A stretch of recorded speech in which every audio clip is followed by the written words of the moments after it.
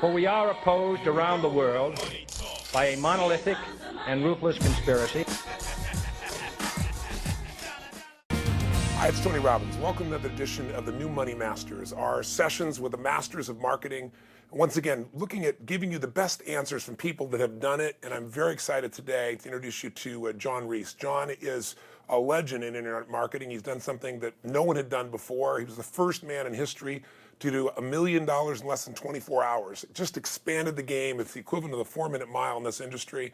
And but I want you to really get a chance to meet him as a man, see his journey, and see how he built to that level. And now he dwarfs that on a regular basis. Pretty humble guy and a good man. John, great to have you here. Hey, thanks for having me, Tony. I appreciate it.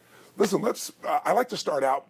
People hear about what you've done in the industry, and you're legendary in what you've done, and you're pretty damn cool in the way you treat with people about it. You're real humble, but I think it's great to see how people started and how they got there. So we always start these out by just kind of getting a little background. I know you grew up in a family where your dad was an engineer, so you're around computers most of your life, and pretty nurturing family, it sounds like. As I understand, in high school, though, when you were a kid, you were already selling to other kids, right? Selling candy, is that right? Right, yeah. And how old were you when that was going on? Like 9 or 10 years old. Literally, and you're figuring how to make money by selling candy to your friends? We're trying to make money. I don't know if I made much money, but yeah, I was. The spirit. I just had that fire inside me to just kind of hustle and do stuff to try to make money. It was fun. I just liked it. And then in high school, you were studying direct marketing. Is that true? You're kind of looking at those things? Yeah, I think that eventually became part of the progression of me as kind of my business journey. I think it started when I was really young. A few things happened for me. When I was a kid, I used to watch a lot of sports with my father. And one of the big turning points for me was when I was about 7 or 8 years old. I was watching the Tampa Bay Buccaneers on TV because we're from Florida. Right. And I remember watching TV and watching these football games with my father and saying, asking about, the game and different things about it. I asked my dad, I was like, what college is that, Dad? What school is that? Because my dad went to University of Florida, and so we always watched Gator football games together. And he had to explain to me that it wasn't a school, that it was actually a professional team, and that it was pretty much a business. Right. And I remember asking him, I was like, well, Dad, who owns that team? Right. And he was like, well, the owner happened to be Hugh Culverhouse at the time, the guy who founded the team, and he was a billionaire and a very rich man. And I was like, wow. I was like, Dad, do you think ever that I could ever own that team? And my dad was like, sure, if you worked hard enough, anyone could. Wow. And that was a real kind of turning point for me thinking about money and making money. Because I remember also used to, driving down the road in the car with my parents and, and asking my parents, who owns that? Who owns that? Seeing your family was more middle class? Yeah, middle class. Right. We had 3 kids in the family, and so, Sure. we'd go on, trips to Disney World or wherever. Sure. But I remember just, going down the street in the car and seeing, like a Wendy's, Yeah. or, any other restaurant or any other type of store, and I'd always ask, who owns that? Where does that come from?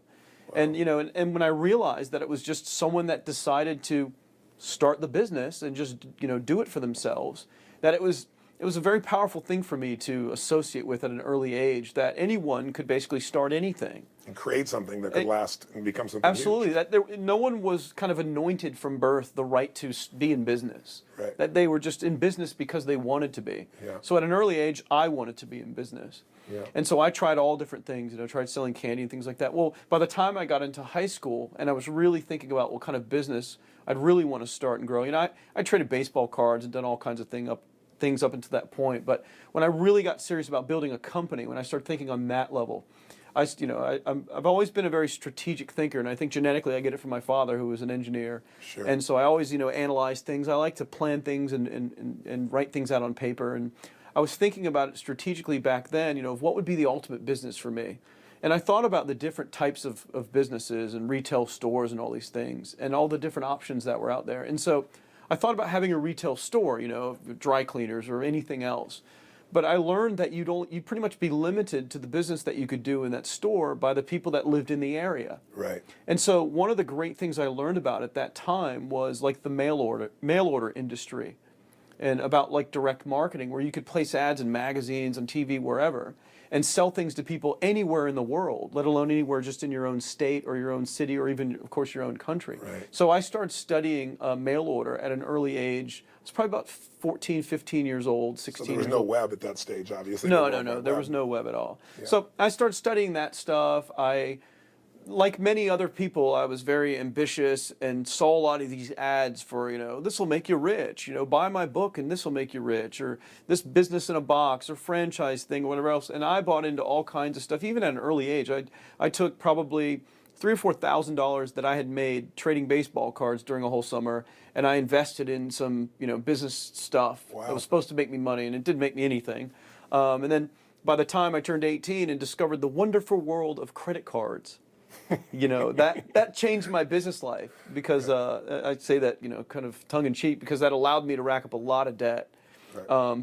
But I was buying into all these different things, and one of the things I did at that time was I think I bought like kind of reprint rights, licensing rights to some information about like real estate investing and business management, or starting your own small business, and stock trading, and I tried to sell those things through mail order by placing ads and doing things. And did you make any money on it? I wouldn't be called a profit. I got some sales to come in. Okay. And I still remember to this day, placing an ad. It was a two-step process. I'd place an ad, I'd have someone write me for more information.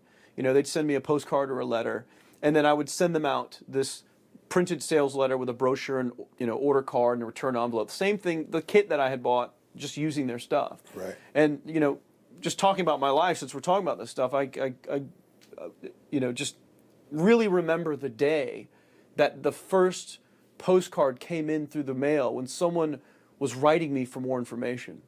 That, to me, that's one of my favorite days of my life. And of course, one of the other favorite days. Because you were in business at that point, really. Well, yeah, and it validated that, hey, this works. Yeah. Or this is at least the first step of the process. Yeah. And then, of course, the next amazing thing that happened about a month later was when I opened my P.O. box and I saw this red pre-printed envelope that was addressed to me, because I knew that's what they send in when they send in the check for $15 to buy the little reports. Right. And that was making my first sale. And that was, I remember opening that drawer and seeing it and closing the drawer and like looking around me, walking away, locking it, walking away, and coming back in to experience it again. I did it like 10 times. Almost embarrassing to say this. Wow. But I walked back, I turned the key, and I pulled out and I looked But how just to cool see is it that? again. The level of excitement, yeah, like a little it kid was. at Christmas time. It was just amazing for me. Now, your first moment of knowing, though, because everybody has that time where it starts to click, where they start to go, this is it for me. That was this is it emotionally. Yes. Didn't you have a time, I think we were talking earlier, you're saying that there was a stage in which the internet came into play, where these mail order skills, so tell me about that. So I went from that, of doing these two-step ads, wasn't making any money, whatever, but I was just doing this process. Right. And what kind of got me into that process, which I think is important to say, I'll say it real fast, let me ramble here. So one day when I'm in college, I'm looking at magazines and seeing all these ads in the back of magazines where it's saying, write for more information, this free kit and all this stuff. So I stayed up all night, hand wrote 300 letters to the advertisers to get this more information. And over the course So you'd see what everybody was doing. Yeah, and over the course of 2 months, I got all this mail, and I got all, solved their whole process. So that began my process of reverse engineering things. I was like, wow, well, this is what they send when they write to you. So I started doing that for myself and placing the ads. So you took 300 people, saw what they saw that were successful. Yes. So you looked for ads that had been running for some time, correct? Successful ads. Well, these were just any ads that happened to ad. be in this magazine. Okay, and then you saw what they did, saw the process, and then said, I'm going to apply this and build my own process. Right, where I just wanted to see what happens. I was like, what are all these people doing, asking people to write for more information? What are they selling? I don't even understand it. Wow. So I wrote to all those people for more information, got all of their marketing materials, and learned. I connected the dots between they have the little ad, they get people to write, they send the stuff in the mail, and then they expect you to get all excited about the materials, desiring what they have to sell, send in the order form to get the thing. So I bought rights to be able to do this myself to, one of these products that I had already described there, getting that envelope and the thing. And Right. So I was doing this at the time, not making any money, spending a lot of money on advertising, racking up debt at this point. And I'd always been into the online world. I was into computers at a very early age, since I was probably 6, 7 years old. Before people even had personal computers, my father was bringing home these systems that no one else would ever have in their home because of work. And so I got exposed to them at an early age. Well, in the early 80s, when I was 10, 11, 12 years old, BBSs, I don't know if you remember those, the bulletin board systems with the modem and the phone and all that stuff. Yeah. Those took off. I used those playing games and such. Well, by the time college period hit, 5, 6, 7 years later, the online services started building up. CompuServe, AOL. Yeah, CompuServe, America Online, Prodigy. So around 89, 1990, I was in college, and I happened to be on CompuServe poking around, and I saw that CompuServe had like this classified ad section. And I was like, wow, I wonder if anyone's actually paying attention to these little ads online like they were in the back of magazines. Right. So the ads were free to play. So I actually placed an ad on CompuServe and actually had people write me for more information in the regular mail, because I didn't even have an email address then. Not many people used email back then anyways. So I did that, and sure enough, it was just astonishing that somebody sent for more information after seeing the little classified ad on CompuServe. And you paid nothing for it. Yeah, of course. Right? Your magazine, you would have had to pay for it. Exactly. So that was a huge breakthrough for me mentally. I knew at that point that the online stuff was going to have the greatest impact on marketing than probably anything before it. Why? Well, one, because of the cost. Right. You know, of course, there could maybe end up being popular paid versions of that. But the biggest thing for me was speed. The problem with the direct mail and kind of mail order industry was, you know, you'd buy an ad in a magazine, even a $100 classified ad that would run in 1 or 2 issues, and you'd sit around and wait 3 or 4 months for the issue to come out to see if it would work or not. So this, you were literally placing, you get a result in an hour. Right. And I was just like, from a testing standpoint, knowing that it was all about the whole process it's all going to be about the math, the return, right? Spend X, get X in response, Y in conversion. Right. So I knew it. I knew in my mind, in my heart, that it was going to be huge. So I just got more and more involved in trying things online, those online services, and I bought into some more business products to try to sell and things like that. Did you make any money? I wouldn't call it a profit, Tony. There's a theme here. When you say made money, I made sales. Well, but I got some cash you got back. some sales. So that was enough to reinforce you that even though you weren't earning a profit, Right. it was costing you money is the bottom line to be in business, right? Right. But you got enough of a taste that it validated for you that it was real. You knew that there was an option, and you kept investing in courses. This is the part that blows my mind. I mean, I did the same thing, but most people just don't do this. You kept investing in what wasn't working. Why? I don't know. I just, you know, because I think I was just an idiot, really.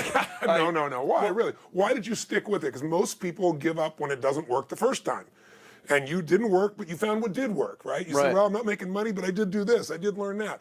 What made you keep going? Why did you have to keep pushing through till you finally succeeded? Well, a few things. One, any progress at all, I knew. Like, if I got no response from it all, I would have abandoned at least that idea, that concept. But since some response came, even though it wasn't profitable, I just had the mindset of I just need to improve enough to make it profitable. Just make it better. Yeah, just to get it to work better. Got it. Because it was working, you know, in essence, kind of. You never called it failure for you. It was just, this isn't good enough, and I'll make it better, and I'll make it better, and I'll make it better. So you kept having those iterations until you made it happen. But in the meantime, you accumulated on your credit cards $100,000. Yeah, how much debt did you accumulate? Well, eventually with, let's back up for a minute. Because most people think, oh, $100,000 credit card debt. Well, how could you have, you know, that kind of credit card debt, you know, being like in your early 20s? And I'd like to tell a story real quick because I think it's I'm curious to know myself. It's one of my most, I say this jokingly, one of my most amazing life accomplishments. So when I was in college, I'll give you just the short version of this.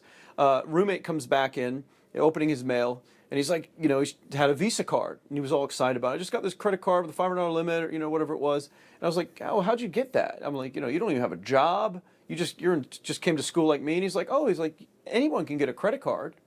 And I was like, really? He's like, yeah. He's like, go to the student union. You'll see brochures for all these credit cards. And everyone I know is like, they'll just give you a credit card. I'm like, well, can you get more than one? He's like, no. He's like, I tried. You know, and they rejected me saying I already had, you know, credit and that it was too much of a risk, whatever else. And I was like, oh, that's too bad. Well, about an hour passed, a little light bulb went off in my evil scheming head. And I was like, well, what if I just sent in all the applications on the same day where I didn't have any credit yet? How would they know who's about to give me credit? Oh, my God. So you know, in hindsight, it was kind of, you know, reckless. Yes. But you were looking for capital. But I may not be where I am business today if I didn't have that access to capital. So I sent them all in on the same day. How many? I think it was like 13 or 14. Wow. And I immediately had access to probably, I think it was about $20,000 in credit lines. And I was like 18 years old, didn't have a job, nothing.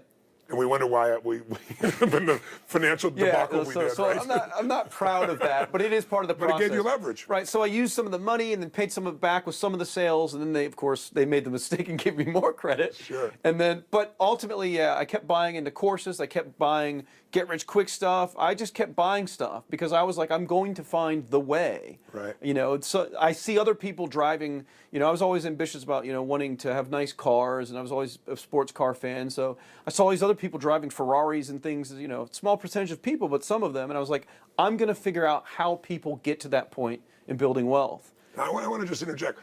most people just don't have that relentlessness, right? They try something and they stop, or they try a few things, or they go, God, I'm too far in debt. But one of the most important things, I think, for anybody who's in business today is when the economy got really tough, who are the people still standing? Weren't the people that it was easier for. It's the people who have this mindset that said, I am not going down. I'm going to take advantage of this time.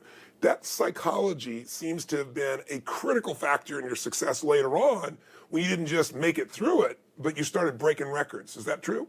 Yeah, I mean, I always had this mindset of like, I have to push myself to the edge of destruction almost, and I won't stop until I do. Right. Because I'm like, I always say this, just jokingly amongst friends, if you were dumb, how would you know? Yeah. You know what I mean? But I at least kind of thought I was somewhat smart. Good one. Maybe it's because of my parents telling me that I was a smart kid or whatever else. Right. But I thought, you know what? I'm smart enough that a lot like these other people with wealth Yeah. that are making money, that I've got to be able to do it too. Right. And so I just had that belief from an early age. And I never wanted to work for someone else because I like to do problem solving. That's how my mind worked. Right. I like to reverse engineer things. I like to figure things out. And I knew working for someone else, I probably wouldn't get that opportunity because someone else would be kind of the leader and just telling me what to do. And so working for someone else for me was never an option. It was the dream for my mother, who was very conservative, but for me it wasn't. And so I just got that belief at an early age that my life is not going to end up that way, and just refused to allow it to happen. We talked earlier about how intense that belief, though, was for you. It's almost like you wouldn't want to live any other way. Is that true? Absolutely. There was not an option for me. Yeah. There was no fallback option. Right. I dropped out of college with like a year and a half to go. And I mean, at first my mother was just, livid. She was just like, you're making the biggest mistake in your life, It's, Yeah. and other people told me that too. Right. But I knew in here somewhere that I would just look back at it like today in this interview and just laugh at that decision because it was one of the best things I ever did. For me personally, I don't recommend it for other people, but everyone has their own path, but for me. Well, there's a certain amount of when you have to succeed, you do. When you can succeed or you'd like to succeed, it doesn't usually sustain. And there's the old phrase that, if you want to take the island, you burn the boats, and you certainly did that. So you burned your boats, you got $100,000 in credit card debt. Yeah, it was like $107,910 was the worst of it. Okay, so we were talking, off camera here. The biggest piece for you was facing that. Like, what turned you around? What finally turned you around? Well, the reason why I know that exact number is because, at this point, and at this point in my life, I was about to turn 23 years old, $100,000 in debt at that point. I basically had destroyed my health. I was going every other night without sleep for 3 months. Just because you were stressed or you're working? Or? Yeah, just stressed and working so many hours and just not taking care of myself and just, Right. And so I was just, that was the lowest of low for me. Like I was depressed, almost suicidal. I actually got to a point in my life at that time where I wasn't suicidal to the point where I was actually going to do something to myself, but I got to the point where I recognized what people think about and go through when they go through it. Right. I got that low. And I remember the day in my life that was the worst. My sister and a friend picked me up to go to Subway. I used to love to eat, back then and stuff. And they were gonna, they knew I was broke and I didn't have any money, and they were gonna buy it for me. And I was like, oh, that's great. And I was sitting in the car in the back seat. And I was so depressed. When we got there, I was so paralyzed with just anxiety of my situation that I refused to get out of the car and never even went in there and took advantage of that free meal that I wanted so bad. Wow. And I'll never forget that because that was the low. So, I want people to get that because here's a guy who, in a few short years later, will make more than $1 million in 24 hours and go on to do that many, many, many more times. That's quite a transformation. Yeah, literally 36 months after that. It was 36 months later. That's when I got a Porsche for the first time and just started doing anything I wanted, and I could almost buy anything I wanted. So what happened? How did you go from there to 36 months later? What was the first turning point? Sure. So the first turning point for me was one day. I'm literally, it was like 3 days after that Subway moment of depression. I'm in my room in my little apartment. I had roommates and things. I could, my cost of living was very low back then, of course. So that's the only way I could survive being in all this debt. I used my credit cards to pay my rent, but I was literally at the end of the road, right? But I was so depressed, and it was so bad. I just had to laugh at it. That's how bad it was. Wow. And so I used to get these credit card bills in from all this debt and just throw them in a huge box and throw it under my bed. And once I started missing one payment, I was like, what difference is 20 late payments going to make? I knew I had no credit then. I couldn't finance a stick of gum at that point. All the credit was gone. I wasn't getting more credit cards, and I had collectors calling. I mean, I was just a zero on the financial risk scale. I had nothing. Yeah. And so I would follow him on the bed. It was like out of sight, out of mind. And in hindsight, the turning point for me was realizing that that was the most ridiculous thing I ever did in my life, because I let that debt and fear control me for about 2 years as it reached that point. So one night in the middle of the night, 3, 4 o'clock in the morning, I was just kind of depressed. I couldn't sleep. I wasn't feeling well. And I was just like, you know what? Screw all this. I was like, who cares? I'm like, let me laugh and see how pathetic my life really is. And I'm going to calculate to the penny how much debt I'm in. It was just a joke for me, how bad my life was at that point. Pull the box out? I pull the box out. I stay up all night calculating the computer in a spreadsheet, the latest credit card statements and how much I owed and everything else. And that's where that figure comes from. It was like $107,910.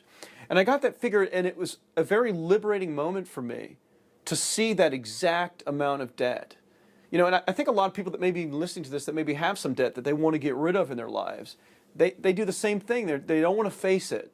Yeah. You know, thinking they'll be overwhelmed by it when they're actually overwhelmed right now because they don't know what it is. They just know it's huge. Exactly. And so my students today, I teach them, the mantra I have is, in order to change your reality, you must face your reality. So true.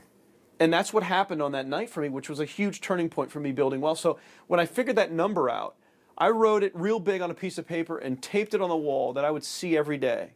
You know, most people think of taping their dreams on the wall, the car they want, the house they want. You know, people have, dream boards and things like that. But I was like, I'm going to face this number every day so I can't hide from it.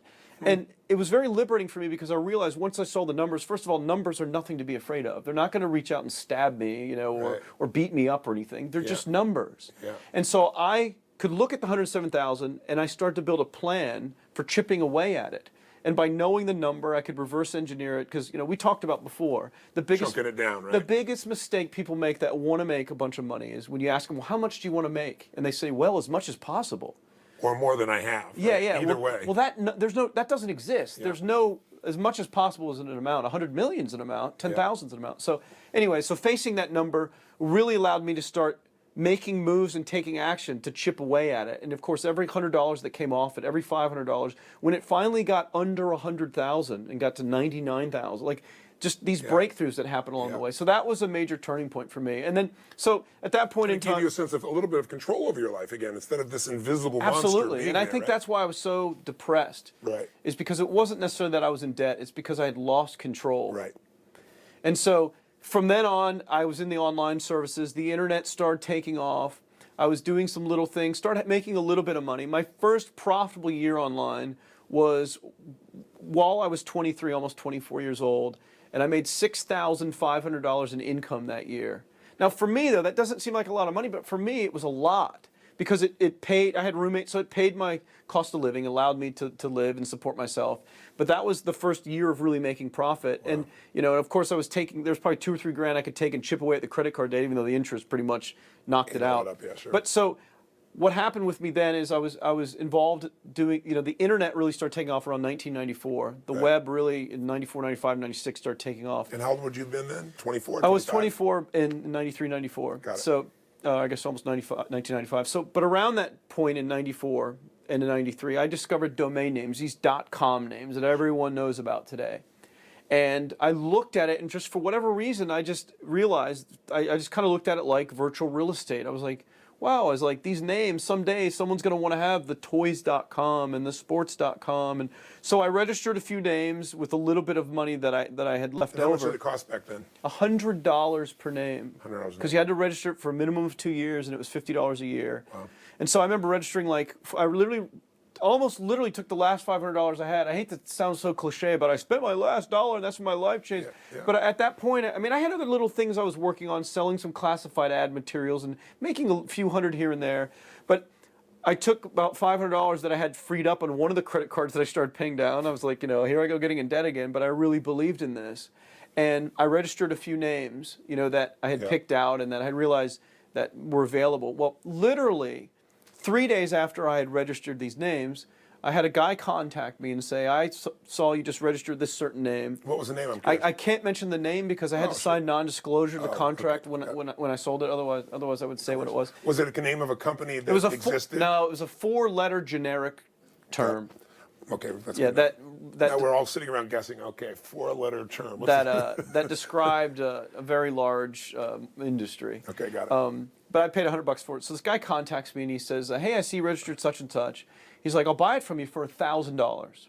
So you got a $900 profit like that. Yeah, and so here I'm thinking, I'm thinking of all the, sales books I've read about negotiation and how to, go higher than you want. And I'm thinking if I ask for 5,000, and then part of my brain says, you're an idiot. Just take the 1,000. Don't screw it up. Because $900 profit to me was the world back then. Sure. So I told the guy, yeah, okay, I'll sell it to you, whatever else. So, we did the deal. He wired me the money. And I was on cloud nine, man. Because all my friends knew that I was like just a hermit in a cave working on the computer trying to make money. Yeah. Family knew I was in debt. Man, I bragged to everybody I knew. I just made 900%. I just made $900 profit in like 3 days. I told you I was going to be rich someday. I told you this stuff would work.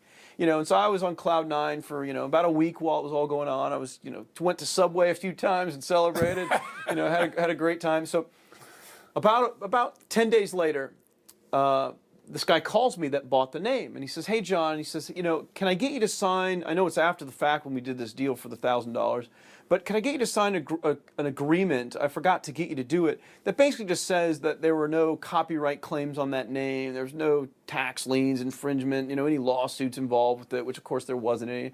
Could I get you to sign that just to make the name free and clear so I can do whatever I want with it? I was like, yeah, sure, no problem. So I signed this thing, faxed it back, and so right after I faxed it, the guy calls me and he says, hey, John, thanks for faxing the agreement. Really appreciate it. He said, he said, I really have to tell you something, related to this name in our deal. He goes, otherwise, I kind of wouldn't be able to live with myself. And he said, I wasn't buying your name for myself and to use it for my own business. He said, I was actually buying the name and brokering it to a venture capital firm.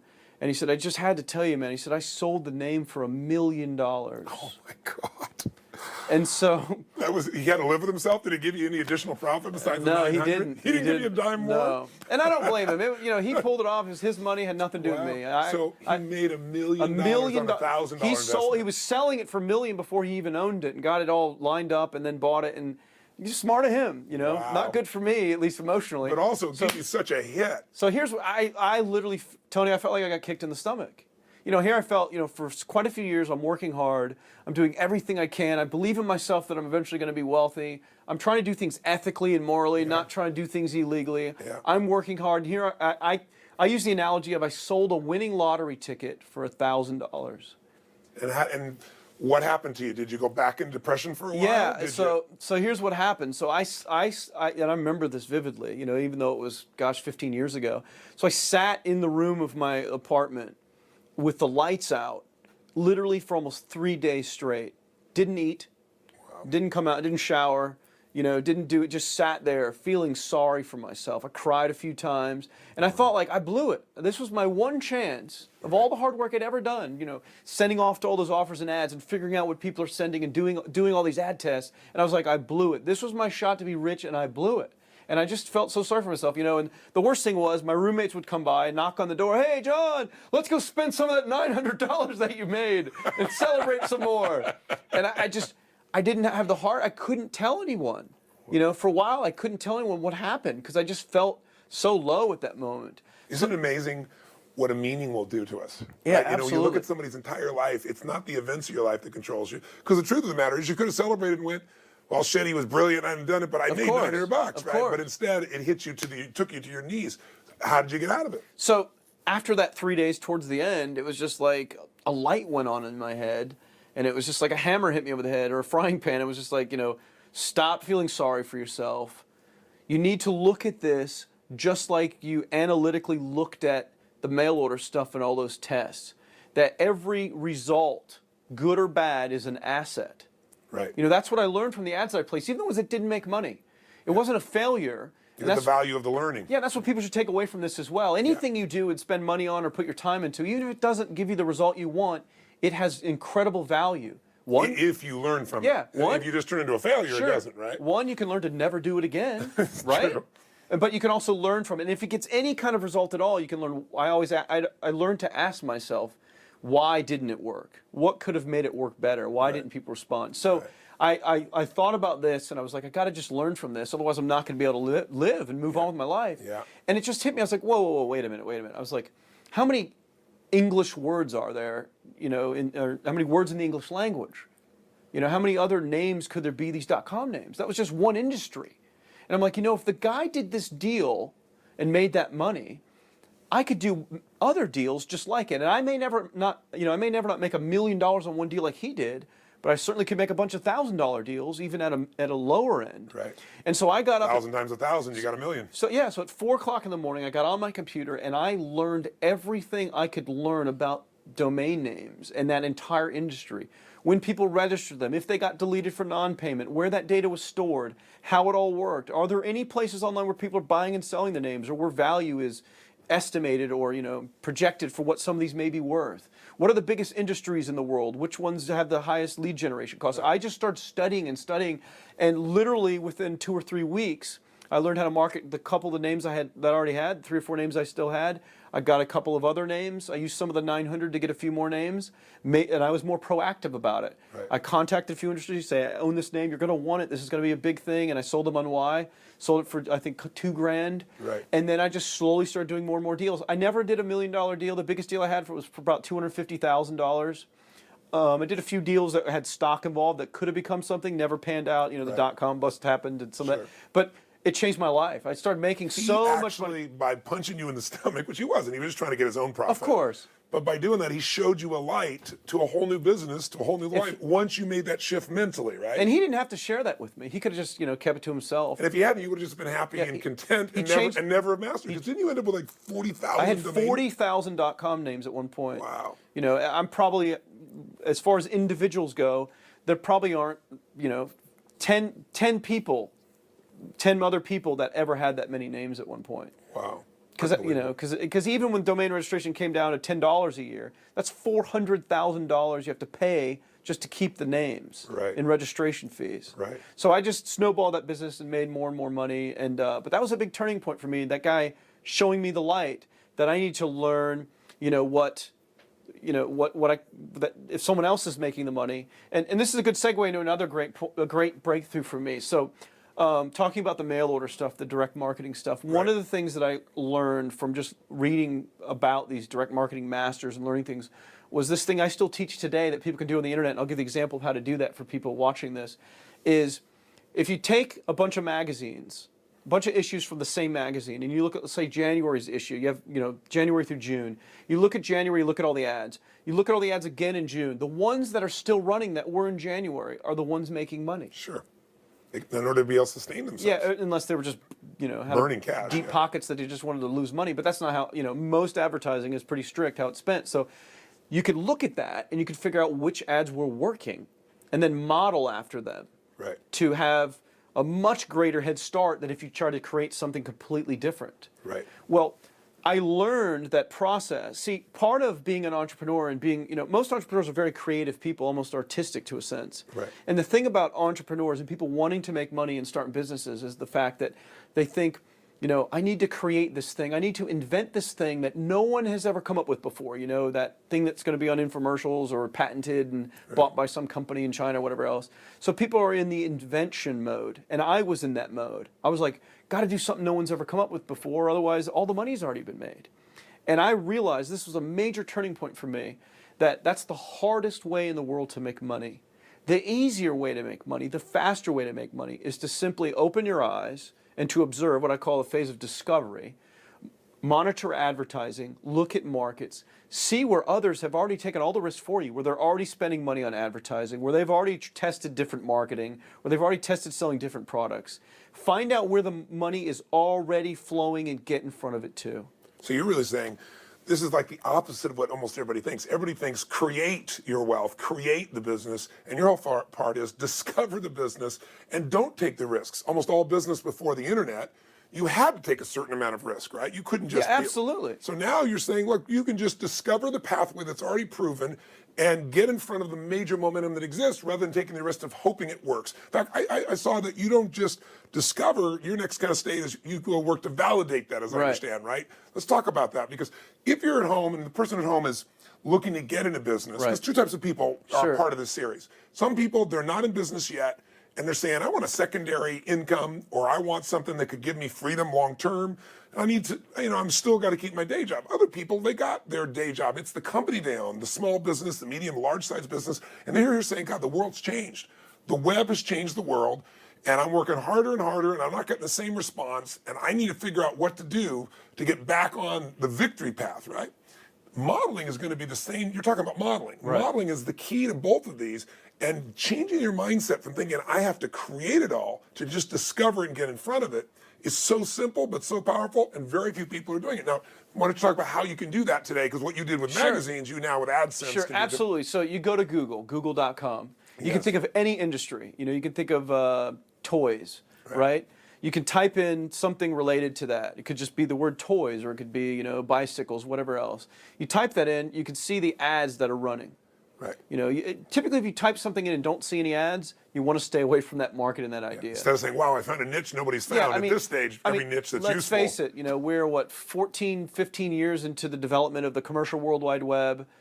Sure, there are going to be ideas that haven't been thought of before, but don't waste your time with that stuff. Not in the beginning, especially. I teach people, build up the base of income for your lifestyle that you want. Then you can take risks and try to invent things. Right. But so you can type in a keyword, look at the ads. If there are a lot of ads running, that's a good sign. I say this: competition on the internet is not only a good thing; it is the best of things. Why? For many reasons. One is it validates that the market is there and money is flowing. People want that product, that service. People are already spending money there, or it wouldn't support the fact that people can pay ads to get in front of those people. Right. The second thing, and we could talk about it a little bit later because it's kind of beyond this, is once you get things going and you want to leverage that and scale the growth of your activity on the internet, you're going to want to be able to tap into all the marketing assets and reach and distribution and traffic of other people. You're going to want to affiliate or partner, and we'll talk about it more depth later on. These are people, the very people you compete with could become your partners. Well, that's exactly it. Right. That's exactly it. Right. So you type in a keyword, you see what ads are there, you can go and investigate, and if you keep an eye on the ads, you'll figure out which ones are making money, which ones have a solid business reaching that market. And then you can see, you see what their ad is that they're paying for. You click on the ad. You see what web page you land on. What does the web page say? Right. What is it asking the visitor to do? If they're selling a product, how much are they selling it for? How are they describing the product? What graphics are they using to get you to buy it? And if you buy it, what do they send you next? Right. Is there real business the fact that, you go to a gardening website that sells an ebook or some kind of information on how to have a successful garden? Or is it when you buy the gardening ebook and they send you this stuff in the mail and buying this $3,000 irrigation machine or something? Right, where they make all their money. But you can figure out someone's entire business by just opening your eyes and using the internet for a competitive research tool. All just looking at AdSense. Yeah, starting with ads, clicking on the ads, following it through, and seeing what they sell, how they sell it, what their prices are, what they send people, what their marketing is, what they send. The same way you did with magazines when you first started. That is exactly right, and same it's just exact thing. It's a hell of a lot more convenient. The internet it's just the most amazing tool ever for business. It really is, to figure out where to make money and how money's being made, and then just to do it too. So I teach people to find out where the money is flowing, and then not copy or clone people, but try to find out what people are already doing and then do something complementary that's slightly different but kind of reaching the same needs of the same customer. Right. Because if you don't just go and rip someone off and you do something complementary to the market, well, now those people can become your partners. And the other thing I like Can you give an example? Yeah, sure. So, one of the things I like to teach people is that when people, there's a whole myth around the element of the term "my customers." Yes. That's a 1960s phrase, where they go to your general store and they're not going to the other general store. Well, business is different. There's no such thing as my customers. Your customers are not exclusive. They buy from other people. And so knowing that, when a person's interested in anything, I use the example of like Corvettes. Some guy wants to get a Corvette. He goes to Barnes & Noble. It's in the bookstore. What does he come out with? 3 magazines on Corvettes, 5 books on Corvettes. Yeah. And so different companies, different brands. Yeah, absolutely. So on the internet, affiliate marketing is a $7-8 billion a year industry, and it's growing. If people don't know what affiliate marketing is, it's essentially where you can pay someone for any sales they refer to your website.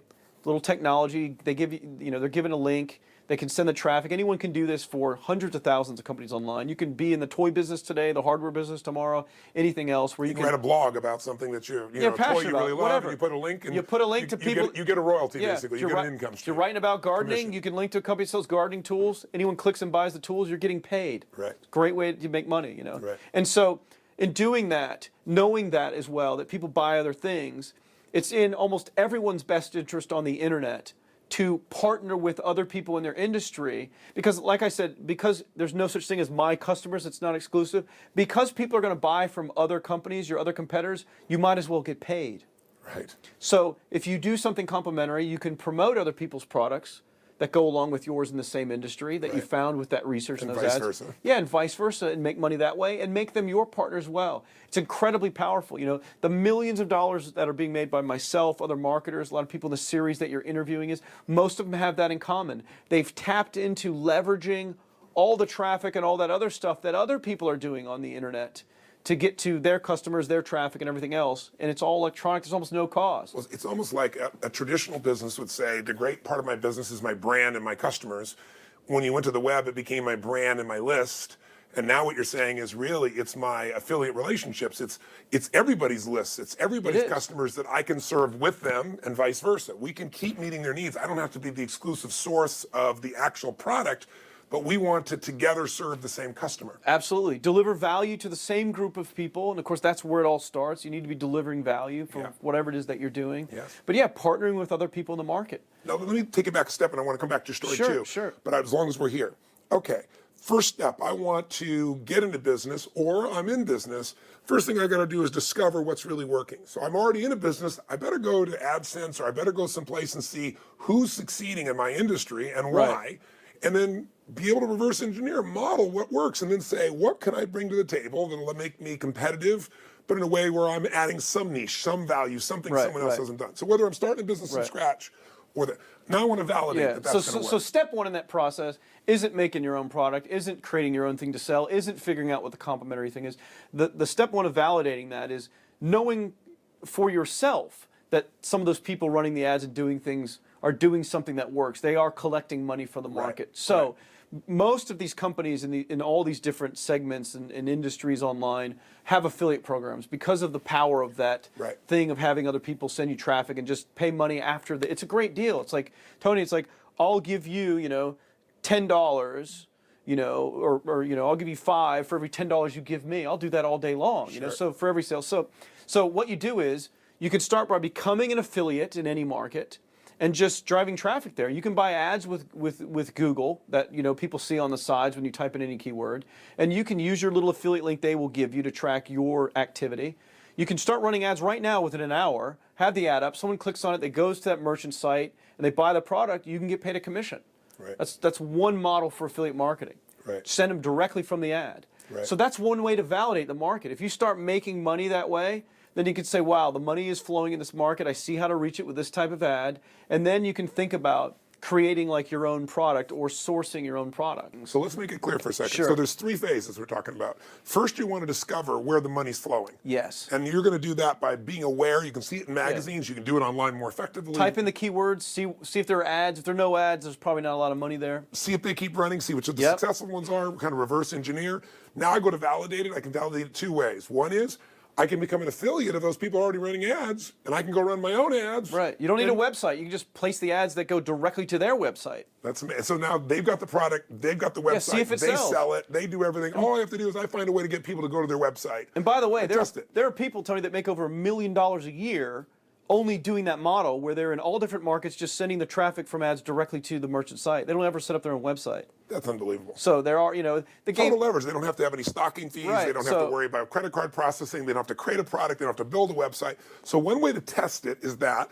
The other way is I could actually run my own ads and create more of what my product really would be, what I think I want it to be. So I can validate before I go spending the time to build that thing that people really want it. Then the third stage is, let's say I've discovered and I've validated. I know this thing will work. And I've done it really efficient. I haven't used a lot of money to do it. I haven't taken big risks. I've learned from everybody else's risks. I've used their money, their leverage, their time. Now I want to leverage up and maximize. Instead of taking a big risk, I want to instead of, or just making a little bit of money, I want to make this go. What do you do at that phase? Because that's what you've been best at. How do you really leverage? So at this point, what you want to do is you got your product that you know is going to sell because you drove some traffic to it and got the validation. People are trying to order it. So at this stage, you end up having the thing to sell. So now you keep running those same ads and collect it. And of course, you keep track of your metrics to know how much you're spending according to how much that's yielding for you. And doing so by keyword. The one thing people really need to understand about internet marketing is every keyword, every search phrase someone is typing for has to be considered, this is the way I kind of phrase the imaging for people, it needs to be considered like a separate miniature business in and of itself. Because every keyword phrase that someone types in has a total different reaction to what it will do. Can you give us some some examples? Sure. So let's say you're selling, baseball bats. Okay. And let's say one of the keywords is just like, Louisville Slugger, or it's like metal baseball bats. Well, the term Louisville Slugger could convert, 1 out of 10 people that click the ad may buy that actual Louisville Slugger bat from your website. But other people just typing in metal baseball bats, if they came to your site, even if you had metal baseball bats, they may never buy. That it's each key. It's incredible, the psychographics and the demographics that are. Well, words produce emotion, and emotion produces action, right? So the only way to figure that stuff out without guesswork is, of course, this is how all this business work is to let the math and results speak for themselves. No matter what you think, anybody that's even been successful in this, including all the people in the series or anyone else, we could not predict what's going to happen from all these different things. You never really know. Some things that you think are going to turn out with a lot of activity don't. So you just test. That's the beauty of the internet. You can test at a small level, get the results, and then ramp it up once it's proven. You just go by math and math only, not emotion, not your gut, not what you think will happen or want to happen. So anyways, so you place the ads, and when you do, you have to test per keyword. And Google makes it really easy. You can put code on your page, and whatever your results are, it knows what the different keywords are that created the sales. So in other words, it knows who came for what reason. Exactly. And tally it up. Exactly. So you don't have to wonder. And so the beauty of that scale-up process is you continue to do more of what's working and making money. You stop doing what's not making money. Right. So the ads and clicks you pay for that didn't yield any sales after a while, you stop paying for those, and you try to pay for more of the ones that are, while you try to find more that you can test to figure out. Now, let's say I own a business, or I've started this new business and I'm selling this product, and I'm searching for words, and I've been going to validate people do it, and I want to leverage up. I want more words that are going to bring more eyeballs to my site that converts. I'm successful. Or my business that converts.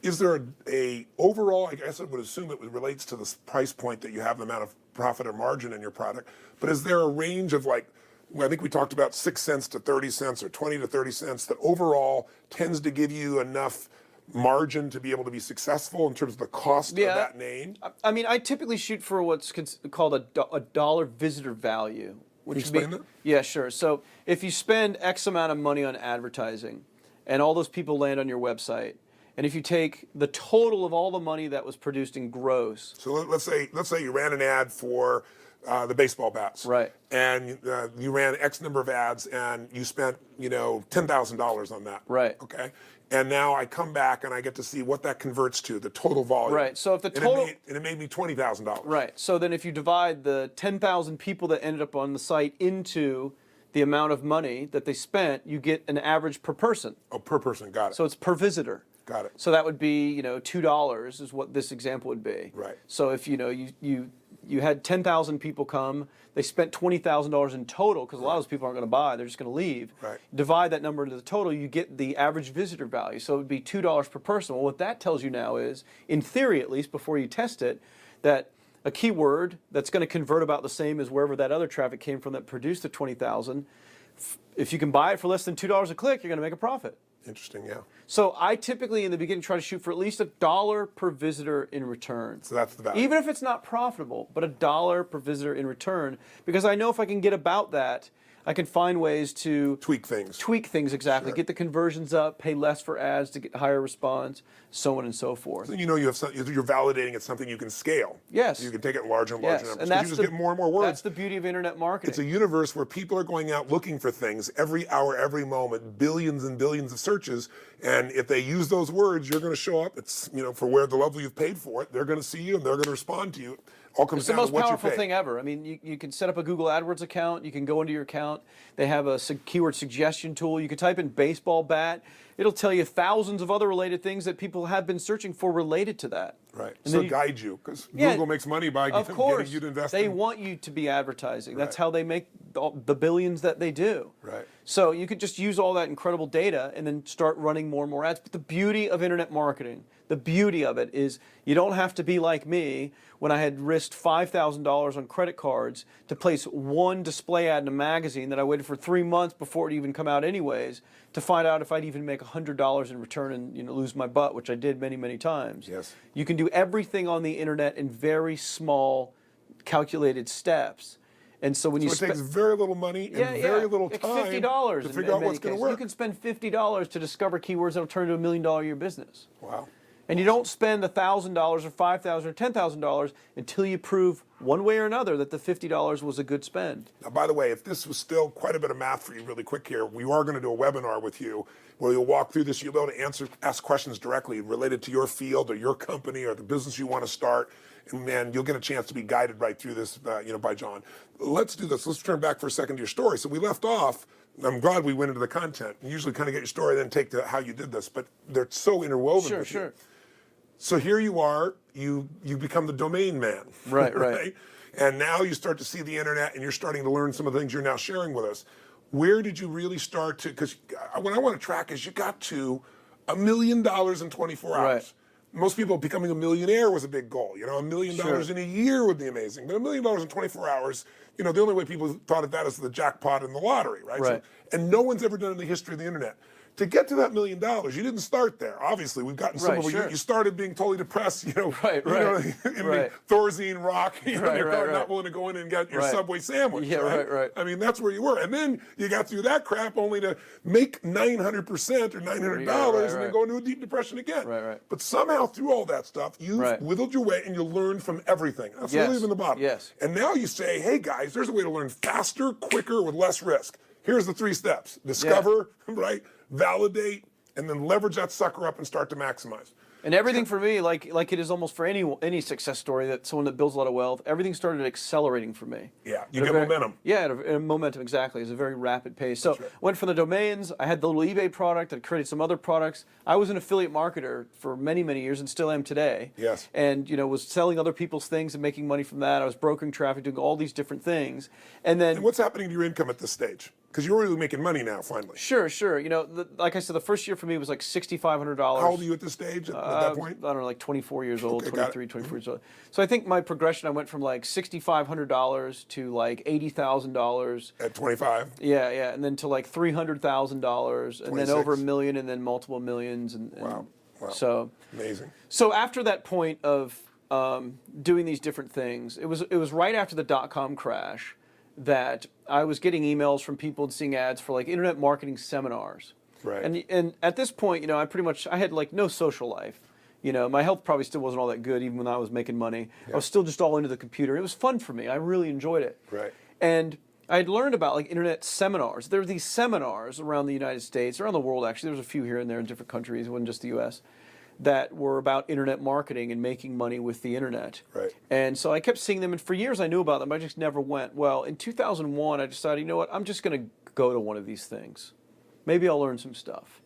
And so I went, and I remember sitting in the audience and listening to these guys speak on the stage that were, selling their box of stuff and talking about how to get rich on the internet. And I remember just sitting there listening intently to all these people. And I was there ready to take notes, and I started taking note of the first guy, and then I stopped.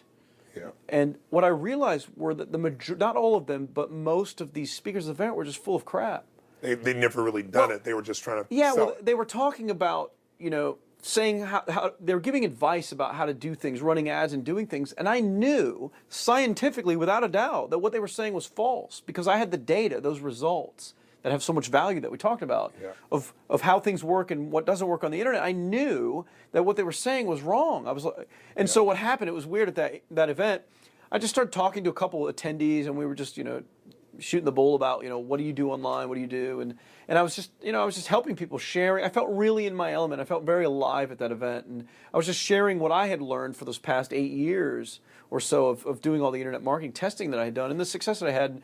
And it was weird. So at that event, it ended up till 4 o'clock in the morning one night in the hotel lobby. Had like 30, 40 people around me. And I was just sharing and teaching, and people were just so happy about it. Because it was the real stuff. Yeah, and people, I felt bad, kind of, it was almost like impolite, because I didn't mean to like step on anyone's toes that was there speaking. I was just really trying to help other people because I lived and breathed this stuff. So what happened was people complained to like the speaker promoter, the seminar promoter of that event. They were saying, why is this John Reese guy that I just met not one of the speakers? He knows more than most of these guys that are speaking. And so I eventually got invited to speak, at other seminars and that. And, I wasn't selling anything. I wasn't a guru. I wasn't selling make money products for the internet marketing crowd. I just started going to more seminars and just really got into the whole culture, and I enjoyed helping people. And then, so I guess it was about the beginning of 2003. I met our mutual friend Frank Kern. Yeah. Him and I became very good friends, and we were both doing things online, different things, different markets, doing other things. I met Jeff Walker, of course, Sure. who's also in this series, and so we all just started sharing more and more information, and I started publishing a free newsletter, just an email newsletter, helping people with internet marketing. I had nothing to sell. I was just giving advice, sharing more stuff that I shared in the hotel lobby through email. And so a few months after I had met Frank, Frank was living in Georgia. I was living in Florida. He came down to visit me, and we were just sitting around, watching TV, playing video games, killing each other or something. And Frank was like, he's like, you've built an incredible following of people that are so interested in what you've learned with this internet marketing stuff. You really need to sell a product. You're an idiot for not, one, giving them what they want, way more in value than what you charge, but that you could make a lot of money. And I was like, I don't know if I'm going to do that. And so I don't really want to make a product. I already made the eBay video. It was a lot of work. He's like, well, just do an event, do a seminar, and just teach just you for a weekend. At this point in our industry, no one had really done that. It was all different speakers. And so I was like, okay. And Frank was like, but you got to charge a lot of money for it because your stuff's so valuable. And I remember Frank was adamant about saying, so charge $5,000 for it. At this point, no one had charged that kind of money. And it was so weird. I don't know if it was a confidence thing or whatever else. I just couldn't make myself charge $5,000. So I charged $4,500. Oh, big change. Yeah, it was great. I just couldn't do it. I just couldn't do it. So right before I put up the website and announced that I was going to do this event and sell this high-dollar workshop, I was talking to Jeff Walker on the phone. Yeah. And, Jeff at this time was... He was known as the launch strategy guy. Of course. He'd done a lot of things in the stock trading market and other markets. Him and I became friends. And he was known as, 6 and 7. And he even had a website that said 6 and 7 because he had the most amazing thing of accomplishing... most people think of doing 100,000 a year as an income, which is a phenomenal number, and it's a great number, and a lot of people think way beyond that, but it's still 6 figures is a great salary. It's a great life. And so he did it in a week with a product launch and his stock trading stuff. Oh, 6 means 6 figures in 7 days. Yeah, 6 and 7, 6 figures in 7 days. So $100,000 in a week. Yeah, exactly. And so Jeff was giving me some advice for, he really believed in me as a teacher. He said, and I had helped him with some of his business. He's like, people need what you have to share. And he goes, I want to help you market your seminar. And he was giving me advice. He's like, because I was just going to put up a page and say, go to it and buy. And he's like, no, here's what you got to do. And Jeff taught me the value of building anticipation. Right. Kind of like the music industry when they announce that a CD's coming out before it's released, or a movie trailer they put out way before it comes out. Right. I find most people in their lives, this is a takeaway people can use that are listening to this, anything you do in your business, we're going to sell anything. You never want to just come out with it and say, here it is. Right. You want to kind of tease people and build up the excitement. I find most people are very bored in their lives. They need something to look forward to. So true. Very powerful, something to look forward to. So if they have something of interest to look forward to buy, the numbers are going to be much higher when it's available for sale. So Jeff taught me this principle. I promoted the seminar that Frank encouraged me to do. I built up the anticipation. Then I opened it up for registrations, and I did $100,000 in 12 minutes. Wow. And of course, Jeff and I becoming friends, gave him competitive ribbing. I'm like, I just did in 12 minutes what it took you in 7 days. He was very happy for me and stuff. That's great. And then I ended up shutting the sales of the. I took the website down for the workshop to really see how many seats I was going to have available. And then I ended up opening up again, and I ended up with over 100 people at that event. It was very, very successful. So I ended up taking the recordings from that event and making a product. Frank told me that. He's like, you don't have to sit down and make the product. Just do an event and record it. Right. It's like you're getting paid for making a product. And by the way, that's something people listening to this can do in any industry. It's not just like the marketing industry. Right.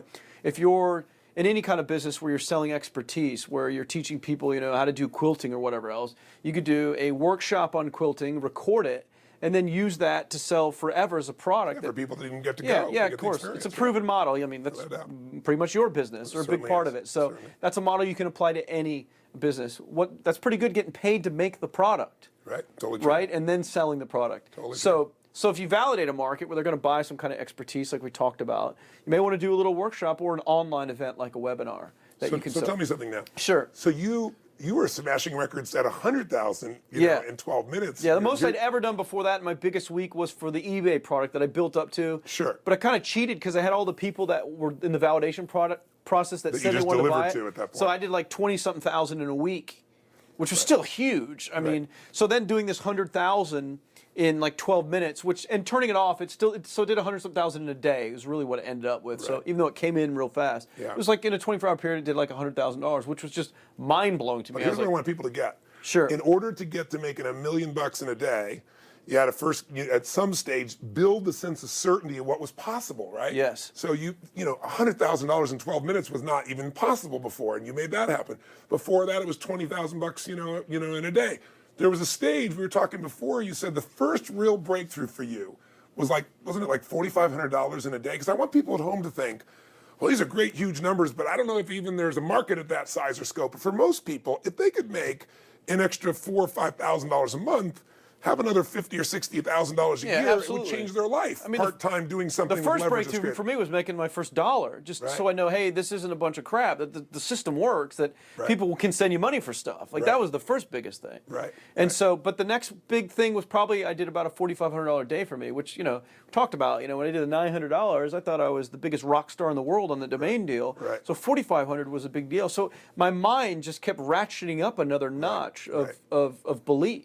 And now with that certainty, now you make 100,000 in 12 minutes. When did you start saying I'm targeting $1 million? Because that was the 4-minute mile for this industry. No one had ever even dreamed of. So what my plans were all along anyways, because Frank getting me to do the event, to record the product, to have a product to sell forever to the market, I was getting the DVDs edited, or the videos edited into DVDs from the event.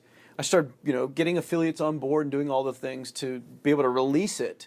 Right. And so in starting to see, what kind of interest there was, and I started thinking, this is going to be a lot more popular than the event, because now people don't have to travel to it and stuff. And so I just started really thinking bigger and bigger numbers.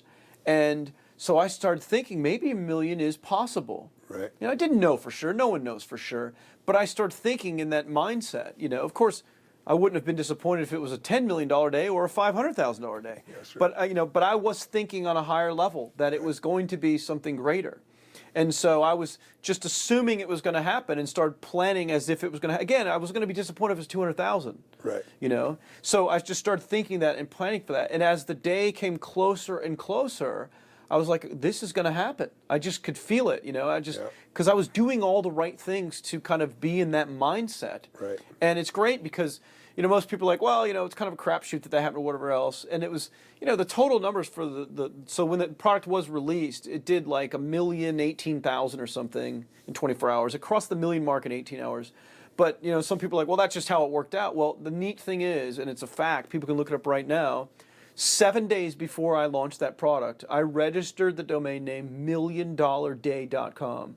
How cool. 7 days before that day. And people can go look it up right now in Network Solutions or in any registrar and see the proof. Yeah. That I believe it was on August 10th that I registered the name, around that period. In 2004, right? Yeah, the launch was August 17th, 2004. Right. So when that launch happened, and I had shared with you off camera, that for me that day was just amazing because just the timing of it all. A hurricane had hit Orlando. This Hurricane Charlie, I believe it was, just devastated Central Florida where I live. And that's where you're going to run your campaign. Yeah, from, that's right? where I was going to release the product, do the launch, which was due like the next day.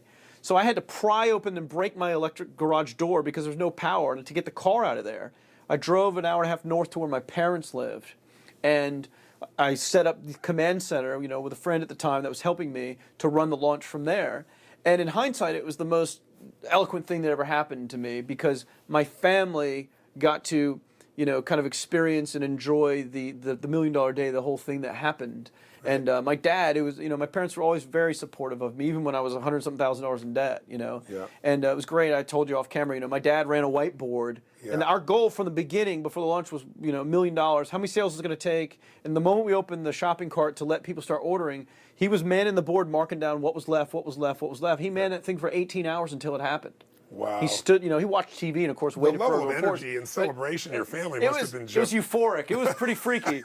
So what's great is, at... And what did your dad used to make a year when you were a kid growing up? Or what was the mindset of what they wanted you to make back in those days? Yeah, $100,000 if I had worked really, really hard and moved up the corporate ladder. One day, maybe. I thought you said 40 grand was kind of the number. Well, 40 grand for me, that was the number I wanted that would keep me from having to get a real job. Oh, so that was your target. That was my personal lifestyle. So now you're making $1 million in 24 hours. Right. So in sales, so $1 million comes in. Of course, So that was $1 million in sales in 24 hours. And the great thing is most people don't even realize this. A lot of people hear about the $1 Million Day and they know it was sales. They know I paid affiliates. A lot of people say, well, he had to pay half to affiliates and all this kind of stuff. He really didn't make that much money. But really, in less than 7 days, that campaign made $1 million net profit. Wow. So I put $1 million in my pocket in less than a week from that campaign. Wow. So it was very profitable. And what's amazing about that, which I'm very, very happy about, and we talked about it off camera a little bit. Of course I was happy about the money. Of course it was a big accomplishment. But for me, and it sounds really weird, it wasn't really about the money. It was just about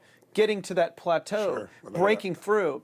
And I remember I called people at 4 o'clock in the morning. I'm like, you're never going to believe how this campaign turned out. And one of the first people I called is like, you did $1 million, didn't you? Like they could feel it. Like they knew something big was going down. Wow. And so it's great. I'm very proud of that day because it has really inspired a lot of people to change their thinking. We talk about the comparison with Roger Bannister and that 4-minute mile, and Yeah, we're talking about off camera. But yeah. How many people? What was the circumstance behind that? Almost 1,000 years of history. From Roman times, going about trying to run a 4-minute mile. Even they tied a guy with a rope with bulls to try and give him extra incentive and motivation.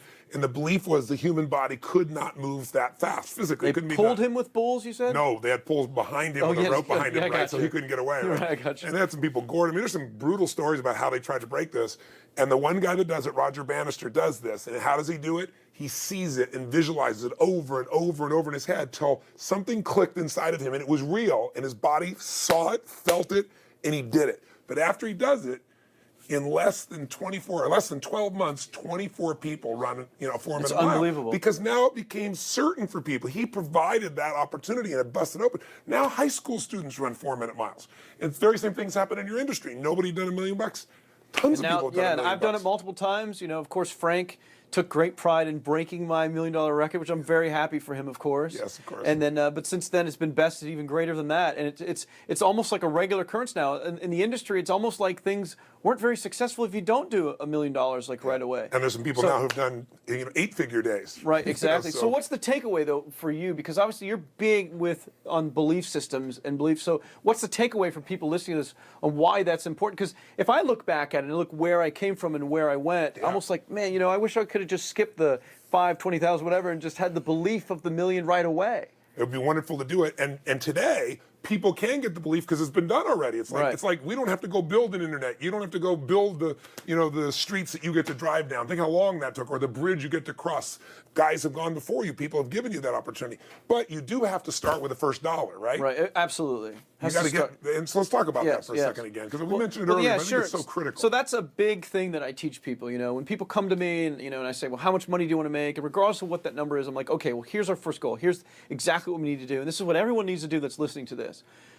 Do whatever you need to do with affiliate marketing, running the ads to validate the market, sending it to another site to make some commissions, whatever it is. But your goal is simply to do this: make $1. That's it. $1 of return. Doesn't even have to be profit. Just $1 coming in that's getting handed to you on a check. So you see the system actually works, and now it's just about scale. Well, I think something, I don't know what it is. It's just some kind of untapped thing or whatever you want to call it, but.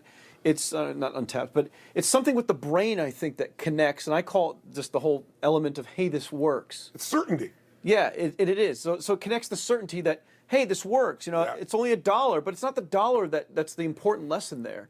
It's that it registers with your brain that you went and did this, and then you went and did X, and Y happened as a result. Right. Now, if you just do more of X, you should get more of Y, and that's really all it comes down to. Yeah. Sounds simple, but that's really all it comes down to. Yeah. So if you start by making your first dollar, and you can make it, you're 95% of the way there to making $100,000. I think that's so critical. Most people just don't realize that. Well, but it's the truth. Most people it really don't start. Is the truth. Some people don't start. They'll even buy a product, but they don't start because in their head they go, well, God, I don't know that I'm going to make enough money for my time and energy right now, or my idea is not strong enough, or it'll never grow into anything. What you're saying is get a result that's real, and that'll give you momentum to get a result that's bigger. Just get any result. That's right. And that's your story. I mean, you're going from a story of trying to figure out how to survive to a story of, how do I share the wealth that I've got right now with other people because I want them to have the same freedom I have. Every result is an asset, good or bad. Yeah. There's no success or failure. It's just as long as you learn something from it. Exactly. And I like to say this phrase too. Like if someone has an existing business out there or someone's going to get started in this internet marketing stuff and start doing stuff on any given day that they're on, it's the worst it's ever going to be. Yeah. Because the process of internet marketing, which is so powerful and so easy, is the process of gradual improvement. You can make a minor tweak to your ads, get some more clicks. You can make a minor tweak to your landing page, get more people to buy the thing, or sending it to someone else's site to make more commissions in an affiliate marketing model. Yeah. But so I like to describe it to people as give yourself a pay raise every single week. Spend a little bit of time running a new little test to change something minor in the process to try and improve things. And how many businesses can you do that in with very little risk? Exactly. It's the element of Kaizen that the Japanese believe in. That's how they stomped us. I call it Kanai, constant, never-ending improvement. Yeah, exactly. Little, small changes. And internet marketing is the same way. It's so easy to make changes. There's software that'll do the split testing for you. It's whatever works out best. You just start doing more of that, and then abandon the thing that didn't work as well, and then keep improving. Let's talk about two things as we start to head towards the end here. You became really famous by really using video, and a lot of people say video is going to be hype, but clearly isn't.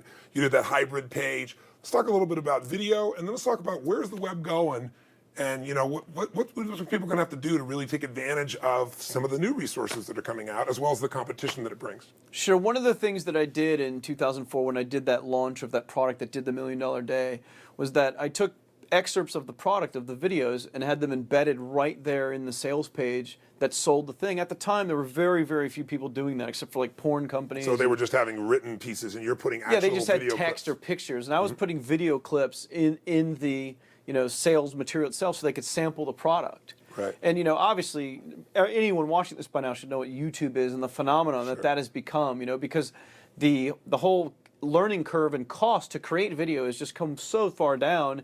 Anyone can buy a flip camera now, for a couple $100, make their own video, plug it into a computer, and it's instantly uploaded to YouTube. And, it's online. Right. It's cheap, it's easy, your grandmother can do it. Right. And so video is just a lot more engaging than just text. But, it is important to note that people are, multimodal. Some people respond to marketing language that's written, some to audio, some to video. But I believe, and most other marketers are finding as well, that a hybrid combination of some video with supporting text and copy is the best way. Because for those that want to watch, they can just click and watch the video. For those that want to read, can read. Right. And so a combination of that. So it's obvious that video is internet is a lot like television, but it's interactive. Right. Where people can get involved with the process. Right. But video is incredibly powerful. Yes. I mean, it's just, it's a lot of guys, like our mutual friend Frank Kern, who has had some big, sales promotions and big multi-million-dollar launches. Yeah, he had a $5 million weekend just recently. Yeah. He's an incredible copywriter. He has an incredible skill to use words to get people to buy stuff, to get them excited, to get them to buy stuff. And he himself now, at this point of the time of filming this, is almost abandoning now a lot of the text and a lot of the words for doing all the heavy selling on a website. And he's mostly going to video now. Yeah. Now, it won't work for everyone, it won't work for every industry, but that's just a testament to how powerful video is. It's like the infomercial business coming online. Yeah, it really, you've seen a geometric use of video exploding like this, and it's going to get stronger and stronger, and I think a lot of people don't get involved with video because they think, am I going to look well, is it going to come across, but raw is real today, isn't it? Yeah, absolutely. And another piece I noticed you were talking about, you're saying, the idea of a promise is out, but a favor is in. What do you mean by that? Yeah, well, marketing has changed during, the last... Well, then cover that. Maybe that's even better. What was marketing like before? Sure. I mean, let's not, there's nothing too obvious besides what's right in front of us. What was marketing? What is marketing? Where's marketing going? Sure. I believe a lot of older school marketing, from 10, 20, and before that, years, was more about, just the core marketing message of just hitting people with advertising and just, that the marketing communication itself had no value in it. It was literally just a marketing message. And marketing has kind of evolved where now that a lot of the most effective marketing is when there's value for the reader, whether they realize or not that it's marketing, in the marketing itself. So the big thing... So I'm learning something, I'm being educated, I'm getting new choices, and whether I buy the product or not. And I'm being sold to. And I'm being sold. Well, my infomercials in the beginning, what separated them, we took over the industry and became the most successful, was I said, I don't care if we sell a damn thing. I want somebody watching to be inspired, uplifted, and I want some content, something in there, even in those silly environments, that'll lift somebody. And everybody thought it was completely insane, and it allowed us to dominate the industry. Today, though, with the web, it's become you don't have to do $1 million, infomercial that you produce. You can do something raw and real right now. And it doesn't even have to be video. You can do the same principle in text. But here's the key: people need to ask themselves this with any of the marketing that they're building for the business: are my prospects that are exposed to my marketing, are they better off in their lives after they've gone through it, whether they buy or not? Even if they've just read a sales Yeah, letter. even if they just read it. So they should be getting something of value from it. Great. That's So, a great test. so because people use the internet to look for information, to find, product reviews on products, to learn about products, to learn about how-to stuff, whatever it is, because that's the nature of the internet, that's the model that works really well with internet marketing, giving people great value and content within the marketing message, or even when you're not selling something. So the thing about, it's not about, making these promises to people about like it's just a sales message. You want to be thinking about doing them a favor where it's like, here's a bunch of great free stuff. Here's a bunch of really good value for you with whatever you're already searching for. When you're typing in those keywords and they end up on your website, you're giving them great value that they were looking for, along with then, asking them to buy your products or at least presenting them as a solution. There's a phrase in the Bible even that talks about if you wish to become great, nothing wrong with it, be great, learn to become the servant of many. And if you can find a way to serve many people, you're going to be great. You're going to be great financially. You're going to be great in your own sense of emotion, your sense of contribution. Your whole life shifts. So yeah, give and you shall receive. That's the key there. The internet marketing. If you're giving great value, people are going to really want to give you their money. They're going to line up around the block to give you their money when it's time for you to sell them something, rather than if it's just take. Here's what I got to sell. Buy my thing. Buy my thing. Buy my thing. Right. Tell me, when you see somebody building a great brand in the marketplace today, added value is the foundation of that. What separates that brand? Is that what you'd suggest, or how would you define it? What's going to really build a great brand today? It used to be just massive advertising, right? Coca-Cola, advertising.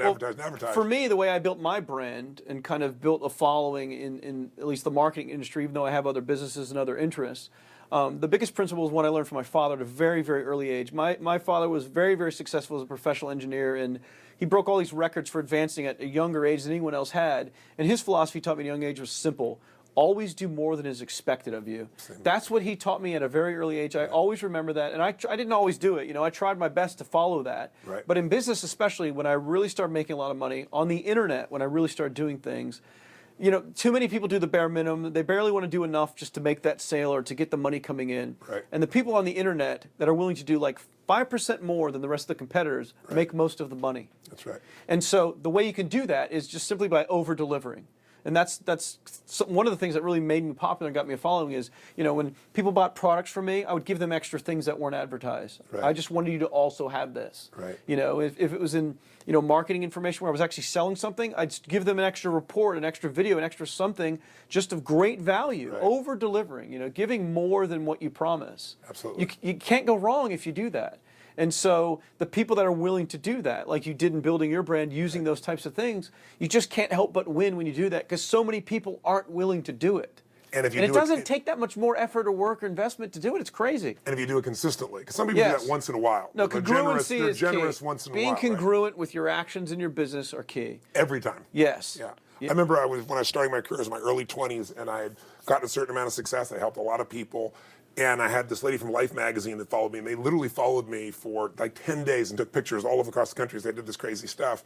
And she came afterwards. Her name is Lynn Goldstein. She's a great lady. I'll never forget. Goldsmith, actually. And she said to me, she goes, you have everything that's going to guarantee your brand for the rest of your life. And I said, what are you talking about? And she said, you have, because she was big into Springsteen, and he was huge in those days. And she says, you have what Bruce Springsteen has. And I said, what do you mean? I'm complimented, but what do you mean? She said, you never stop giving. She said, I watch you up there and you're exhausted and you're sweating and there's nothing left, but you can see somebody needs it and you deliver more. He said, if Springsteen goes and he's gone, given everything, and he's soaked and he's gone, and he goes backstage, and he gets the call for the encore, and most people come on for an encore of one or two songs, and he leaves and comes back for two more. He comes and goes, the guy's on there on stage an hour and a half later. Right. Most people try to figure out how to do the concert, get through to the next city and fake the enthusiasm. And this son of a bitch is out there giving his soul every time. And when you do that every time, when you're exhausted, when you're tired, when there's nothing left of you, people see it and feel it, and it builds a connection and a relationship where they know you're not just doing this, that you love them, you care about them. I always tell people, fall in love with your customer. Don't fall in love with your product, because the product's got to change, but fall in love with your customer, your client, figure out what to do for them, and you got something you'll never have to worry about being successful in business. And you've done that, and Frank's done that, and Eben's done that, and Mike's done that. All the guys that are kind of part of this family that I'm kind of interviewing here that are the most successful in the world of the internet, every one of you have added value, not as a catchphrase, but a way in which you live your life. You're generous with each other. You work together in that area. And I can't stress enough for people at home that sometimes People are looking for that technical tool or strategy, and there's so much value in that. But 80% of success in any industry I've ever gone in and modeled, like I'm doing here, 80% of it is almost always the perspective of their philosophy, their psychology, their mindset, their emotion, and yours of learning from every single thing, keep changing your approach, learn as much as you can with as little risk as you can, because you risked early on, it was very painful, and constantly add more value than anybody else is, and keep raising the standard, not for the money, but to see what's possible and what you can give, is a foundational philosophy that'll make someone successful in any industry, in any field, whether they use the internet or not. Tell me this though, where's the internet going? I mean, it used to be this thing we went to visit, now it's this place we live. Where's the internet going? What does that really mean? And what is the internet anymore? It's, well, it used to be on my computer. Sure. What is that? Where's the internet going? Where's internet marketing going? How does somebody take advantage of that at the highest level as we move on? And then lastly, I'll just tell you in advance, I'd like to get a sense of where are you going? Sure. You've broken through so many pieces, and we'll wrap up with that if that works for you. Sure. I mean, I think it's obvious the internet has gone from like this destination that we go to, for it like coming to us. It's like a part of our lives now. I mean, it's literally the most important revolutionary thing ever, at least in our lifetime. I think it will be, and it's in everything. It's going to be in how we vote, how we shop, how we eat, everything. Yeah. And health. Everything will be tied into it. Yeah. So that's obvious to most people. That's not any earth-shattering, revelation or anything. But as far as where it's going, I think it's just kind of more of the same. It's just going to, for business. Deepen?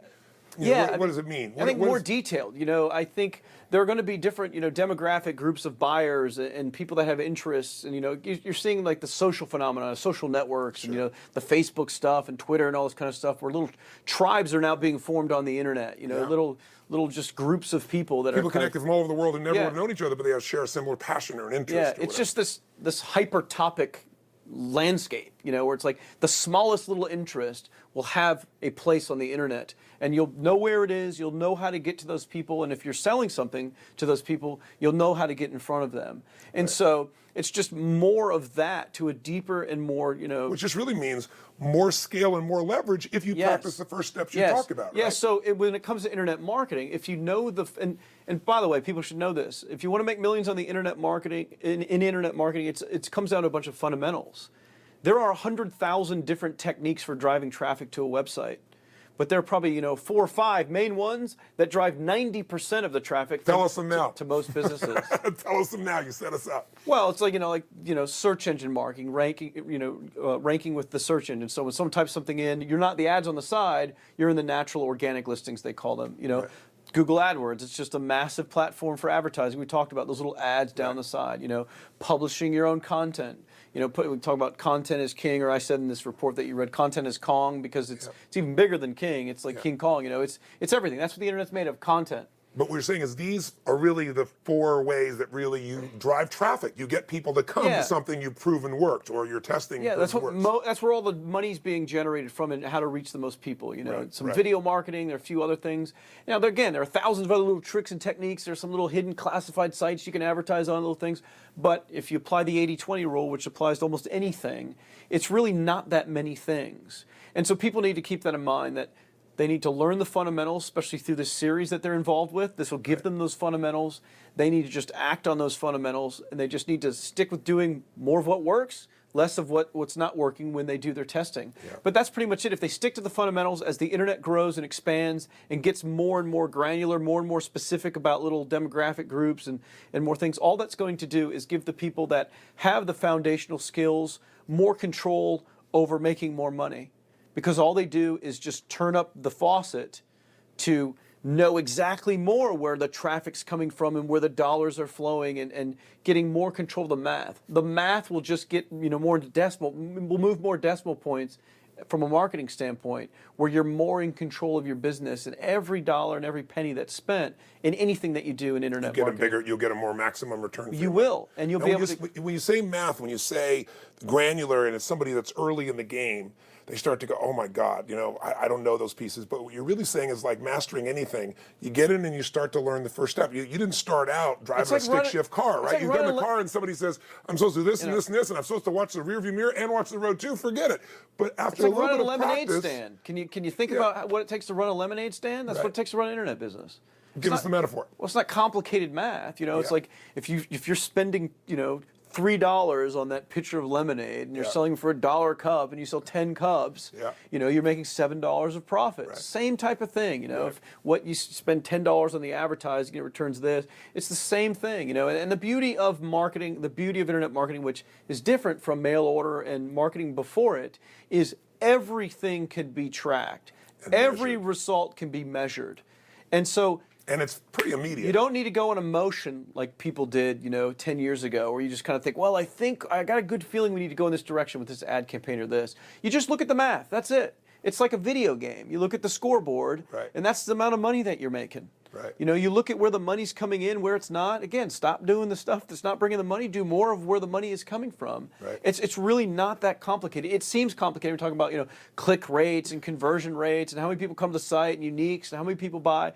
But when you strip away all that stuff, those are just labels for people. And if someone's listening to this that's never heard any of that, it sounds like Chinese. Right. But once you learn the fundamentals, it's really not complicated. It really is like running a lemonade stand, as simple as that analogy is. That's great. You learn the basic labels. It's just basic math. 1 + 1 = 2. 2 - 1, equals 1. Whatever. Maybe I got that wrong. But anyway, I had to think about that for a minute. But that's it. That's what it all comes down to is the math. You just use the metrics and the measurements of what things are happening when you do things online, and you just go based on the math. That's it. One of the things I'm going to approach you on, I'll push on the air. You can tell me afterwards you feel differently, but I want to take kind of our family here and maybe do a 2-day program from soup to nuts where you just say, these are the 7, everything from selection to list building to driving your traffic, these are the elements, and have like the best guys in each area share with it, and then have a group say, here's what I do, and have people be able to ask the questions and then show the success cycle. Here are people that are actually, somebody comes in and says, here's how I did it, never been in business before, now I'm making X per month. I think in the next 3, 4, 5, 6 months we'll put that together. I'd love it if you participate. Yeah, absolutely. Awesome. I think it's what people need. I think it's what they need. And it'll make it a lot easier and clearer for them, especially the examples. Like people need to see examples, even though you explain it. They need to see what something else looks like doing it. And be able to ask the person, and you will do that with a webinar with you too. But ask the person, here's my idea. Here's how will I actually do that and be really specific. Tell me, there's so many different subjects I'd love to touch on, but I know we got to wrap up. Tell me from a perspective of your life now, what's next for you? I mean, you've built this, you're a young man still. You're 39 years old? 38 right now. 38 years old, right? What drives you now? What excites you now? What keeps you going? Because you've broken through all these different records. What's the driving force for you now? And what is your next vision for your life and your business? Well, for me, it's always been about, it just goes back to being an entrepreneur and that spirit, I like to say I have entrepreneurial ADD, and I get so distracted by new ideas and all kinds of things, and it's gotten me into trouble financially at times when I've abandoned one business to get into something else, and most people that are entrepreneurs fall into that trap. It's just like, and on the internet, it's even worse, because you're looking around the internet, you're like, ooh, I can see an opportunity, I can make money here, ooh, I could sell toys over here, ooh, I could do this, I could do this, I could do this. It can be dangerous. You got to kind of hone in and control what you're working on one thing at a time and having singular focus and that sort. Yeah, because if I asked you one of the biggest mistakes, we talked off camera, you said I think you had 14 different sites going simultaneously I did. at one point. That, as opposed to concentrating your power, figuring out what you're best in and maximizing that instead of 20 things. That's real quick. That's an important lesson. That's one of the ones I learned the hard way. Because it's so cheap to start businesses online, because it can happen so quickly at times, because of the potential, it's so easy to think, well, I'm going to start working on these 10 different things, and if they could each make $1,000 a month, when they all come online together, I'll be making $10,000 a month. It's never going to happen. Right. Because it takes so much of your focus to do all the different things. What will happen before that is you get the first one completely done and running, then you do the second one, and only in that order. Right. You don't do multiple things at the same time. Because there's only so much you can focus on and be effective. I don't care who you are. You'll be ineffective, exactly. Yeah. Exactly. But for me personally, it's just, I really enjoy helping people. I'm a lot like you, and I've really come to appreciate that from getting to know you, off camera and stuff. About it's there's no better way to build wealth for yourself than to enrich other people's lives. I don't want to butcher the line. I don't know who to give credit to, but it's like, get rich by enriching the lives of other people. So for me, I dropped out of college. I didn't go and get the job that my mother wanted to have. I don't technically, I mean, I kind of have a career, I guess, in my teaching business, Yeah. if you want to call it that. But for me, I really didn't have a career traditionally like other people. So a career for people is really where they get their fulfillment and what they did with their lives. But for me, at least for my teaching and helping people learn marketing and make money for themselves, that's very fulfilling for me, and that's an important thing in my life. That's why I'm doing it. Of course, also to make money. I'm a businessman. I know I can make money doing it, but I get tremendous fulfillment out of helping someone else, go from $3,000 a month to $90,000 a month, which has happened with a lot of my students. So it's great. But so for me, it's doing more of that, for as long as I feel like doing it, and then following other interests. I just started a software company recently. I'm doing some things for the iPhone. I think that would be fun and creative to do programs, and for the rest of my life, I'll just be involved in different businesses because it's a creative outlet for me, and it's fun. It's like a game. It's a game at this point. Yeah, there's a quality of life, that when people are pursuing economics, and then you get to a certain level, you have that day, that $10,000 day, $100,000 day, $1 million day, hundreds of $1 million day if you get lucky and you hit a stock market day or something. I had one of those days, $400 million in the day on paper. The stock of my company went there. No reason to brag. Yeah, no, it's okay. But I'm proud of it. I'm just teasing you. But when you have those days, and then the money doesn't become any close. Usually, by the time you get to that day, it's not a driving force anymore. Anyway, it's a sense of meaning, or it's a sense of relationship, or it's a sense of family. It's a sense that you made a difference. You still appreciate the money. At this stage of your life, you're getting that from that contribution. You're getting that from that sense of meaning. I see you getting that from being around Frank. I mean, you're making a move pretty shortly here where you're going to be, spending more time around the people you love most. Right. What advice do you give somebody who's early on in the journey so they don't lose that part? Because there are times in your life you lost that part. You lost your health. Right, sure. Emotionally, if you could go back and you could say to young John or young Johnny, sure. Johnny, here's what I need you to know. You're in the middle of this right now, buddy, but here's what you need to know so you can take advantage of this and know it's going to work out. What advice do you give that person who's in the middle of winter right now, who's freaking out? Because you're on the other side of this game, right? Right, what, sure, what, absolutely. What do you say to them to help them get there? The first thing I would say is, don't abandon your large dreams of making a lot of money and having everything that money could buy in your life. Keep that, but at the same time, focused first on the first major goal for you, aside from making $1 and all the smaller things, is getting to the point in income to support a basic lifestyle for you and your family. Right. To take the pressure off.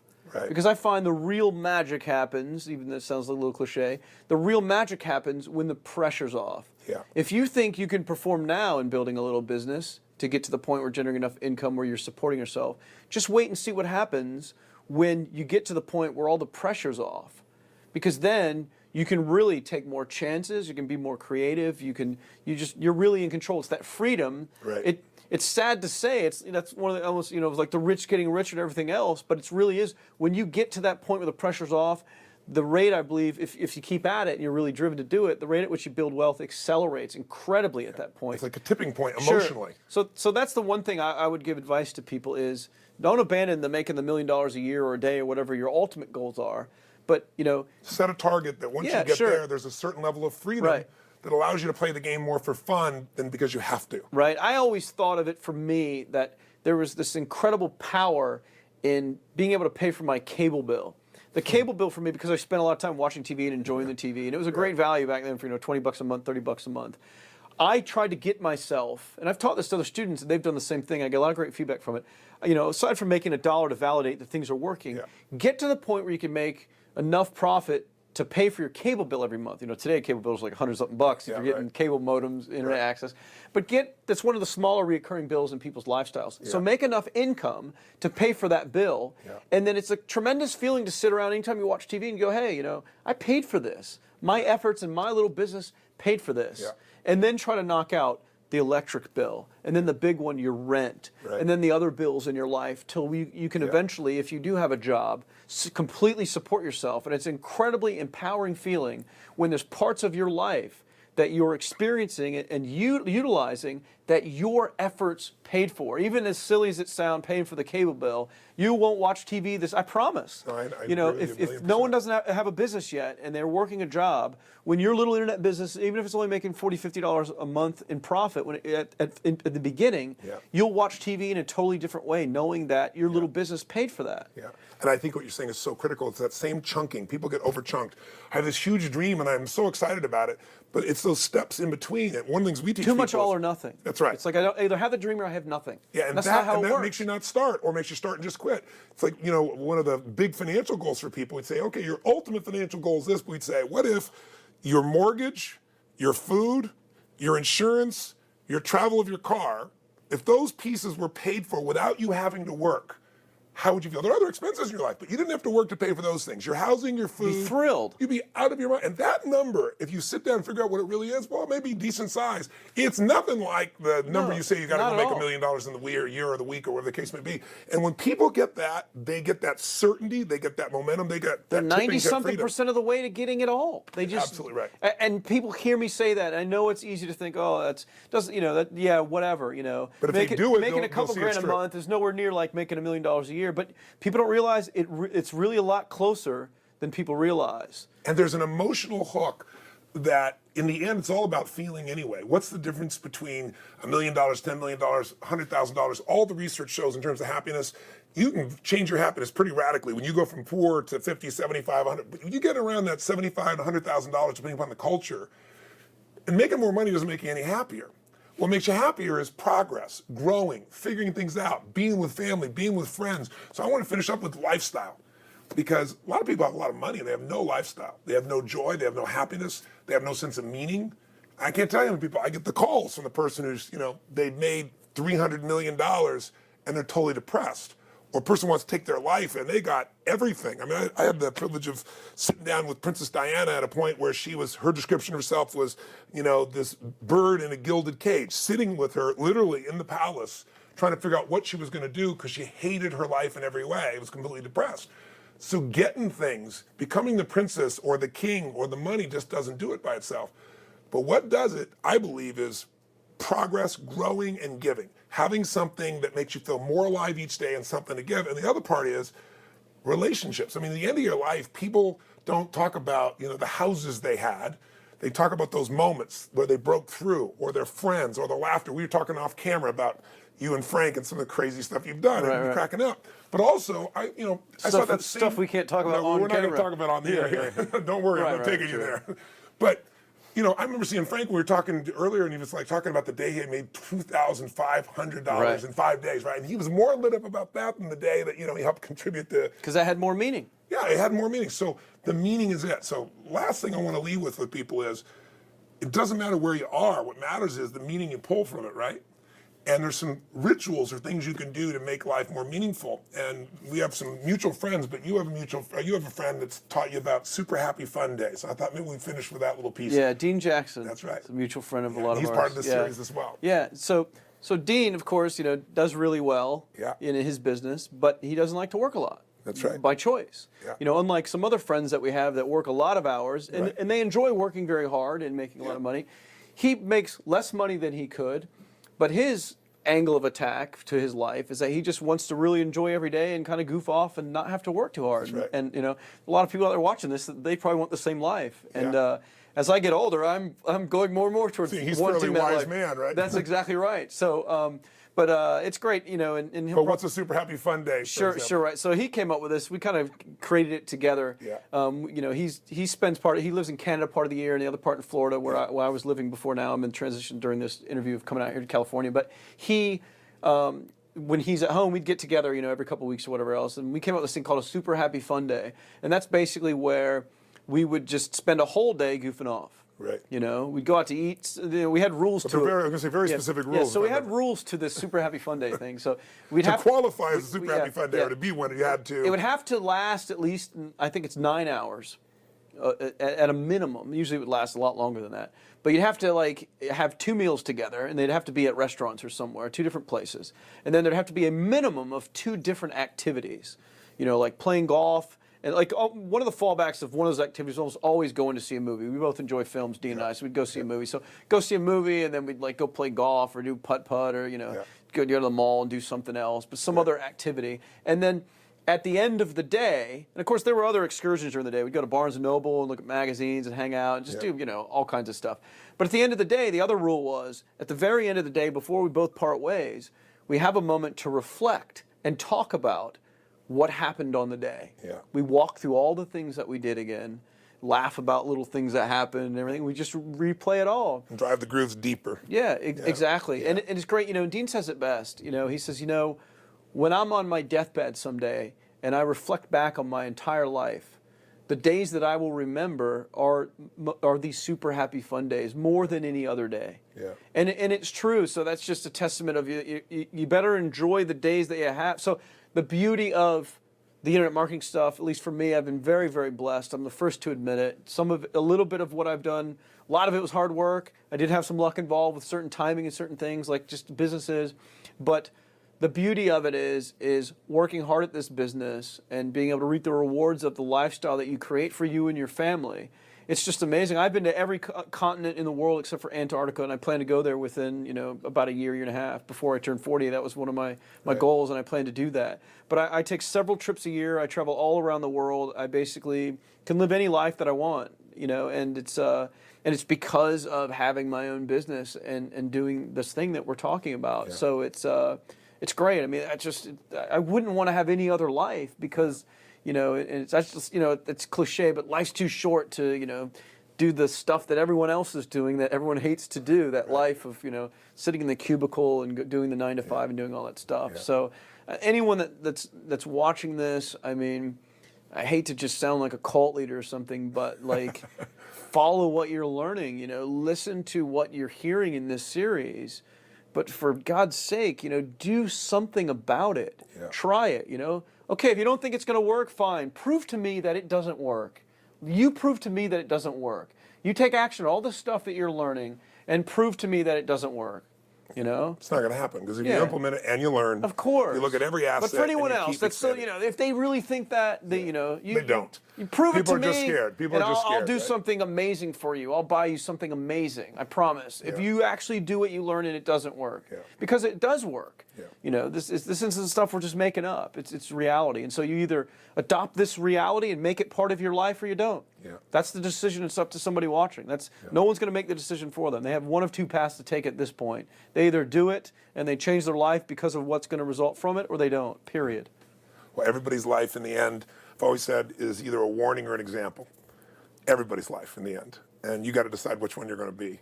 And if you have a life that you live that you hate or you dislike immensely, and you don't do something to change it, we know it's going to be a warning.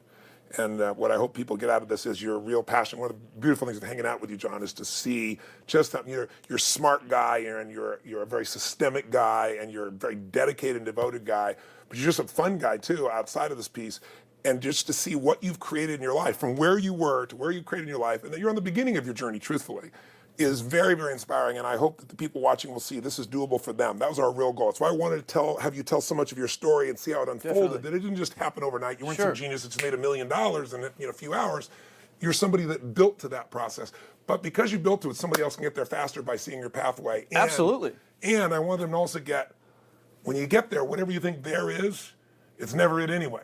Yeah, absolutely. Because you got to keep growing. You got to feel alive. It's just one bus stop along the circuit. It really is. There's going to be other stops, and one more other destinations. And some other lessons along the way. So enjoy every moment along the damn way. That's why I brought up at the very end, make sure you have your super happy fun days, whatever that is for you, along the way, instead of waiting for someday, because that someday leads to a town called nowhere.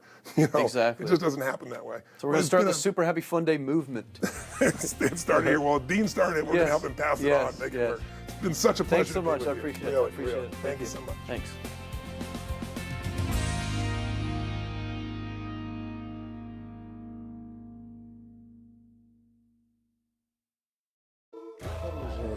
Is an independent agency. There is no other agency of government which can overrule actions that we take.